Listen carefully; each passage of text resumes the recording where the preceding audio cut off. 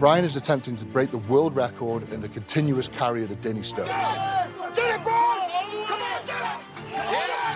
Come on! Get on the ball! You good? Yes! Brian, you just broke the world record for farmers carry on the Denny stones. Just one of the many record-breaking accomplishments in the decorated career of Brian Shaw, four-time World's Strongest Man and cast member of the hit History Channel, The Strongest Man in History. Look, Brian has been the embodiment of strength, physical fitness, and health is literally his entire life. But unfortunately, those traits have become increasingly marginalized with our current culture.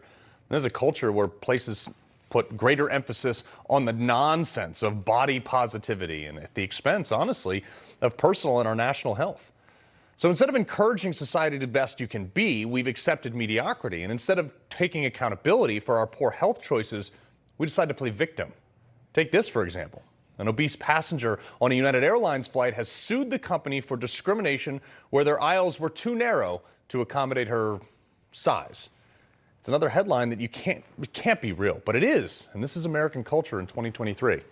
And I can think of no one better to speak about the excellence that once represented America than the man who has exceeded every expectation, the aforementioned Brian Shaw. It's a personal thrill for me to have you join the show today, sir. Appreciate you coming on. Well, I appreciate you having me on, Carl. It's great to be here. Yeah, so before we get started, so you inspired me a long time ago. I signed up and I qualified to go compete in the Denny Stones. I was going to attempt the carry because you were the current record holder.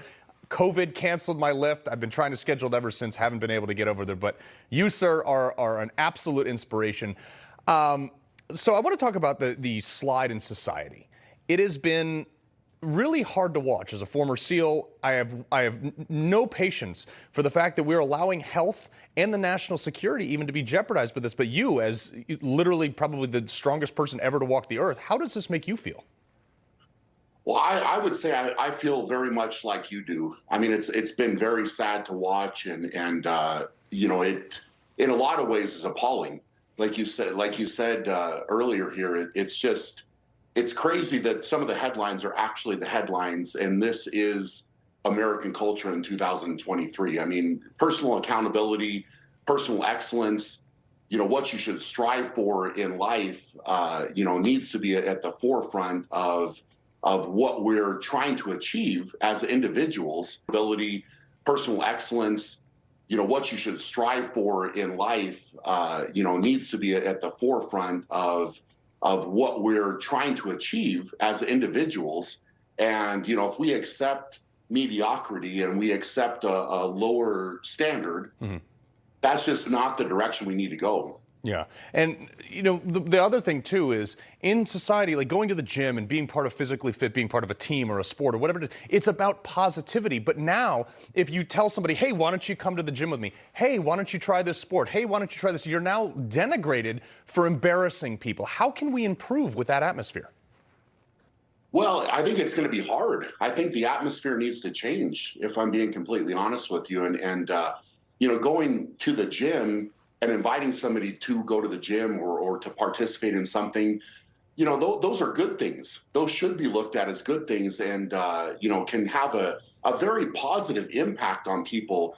You know, yes, stepping into the gym can be difficult and can be overwhelming, and you know, a lot of people, that first step is the hardest thing to do. But from there, then they start to build up self-confidence. They start to get in better shape. They start to feel better about themselves, and then it really starts a, you know, cascade of positivity that really, you know, should be embraced. It should be celebrated. And you know, the people that are inviting those type of people to be part of the gym and to be active and to improve themselves, you know, that should be something that we're all striving to do and all striving to get better collectively, instead of accepting, you know, a lower standard and accepting, you know, this type of mentality where, you know, going to the gym is a bad thing, or, you know, you should just be happy with who you are. And you know, this type of body image stuff that's going on is just crazy to me. Right, and it's already bled into the Department of Defense, which is not supposed to have anything to do with it. It's supposed to be like, can you kill bad guys or not? But Bill Maher, actually, I don't usually agree with him on much of anything, but he absolutely nailed this topic. Take a look at this. We've gone from fat acceptance to fat celebration. Now, the term body positivity is used to mean I'm perfect the way I am because I'm me. But let me ask you this. Have you ever seen a fat 90-year-old? He's not wrong. How do we have an honest conversation nowadays with somebody who might have gained some weight that you're genuinely interested in their health and you know, their well-being and their representation without being called a bigot or a fat shamer or whatever they come up with?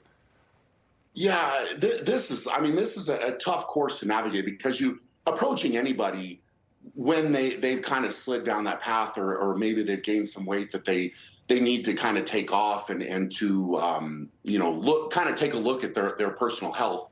You know, instead the answer, because it's the easy answer, is, well, I love me for me, and yeah, of course we don't want to disagree with that. You should love yourself, but you can ask any single person out there, and if they have been in an overweight category, been bigger, and then they did get in shape, did make that transformation, you ask anybody that's gone through that, they're going to choose themselves in shape. They're going to feel better. They're going to have more energy. Their life quality is going to be better. And that's the bottom line. And you can't, there's nobody that's gone through that could argue with that. You're going to feel better if you work out, if you eat healthier. Your life quality is going to be higher. So you can accept whatever you want to accept, but the bottom line is you should be striving for personal excellence. I mean, this is the way that I really feel like so many of us can kind of fight back against this narrative. Is you look yourself in the mirror and say, hey, I'm going to up my level. I'm going to do better.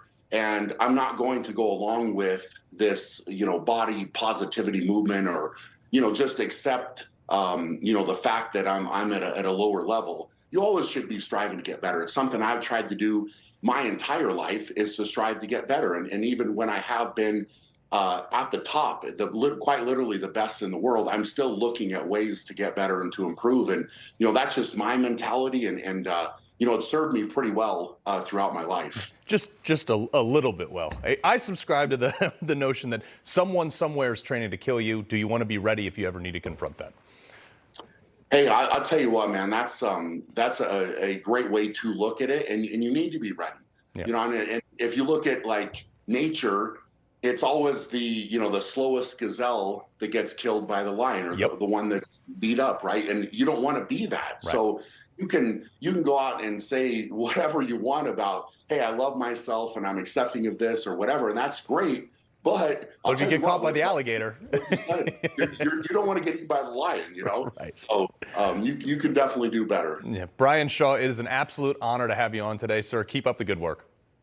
I appreciate it. Thank you. All right.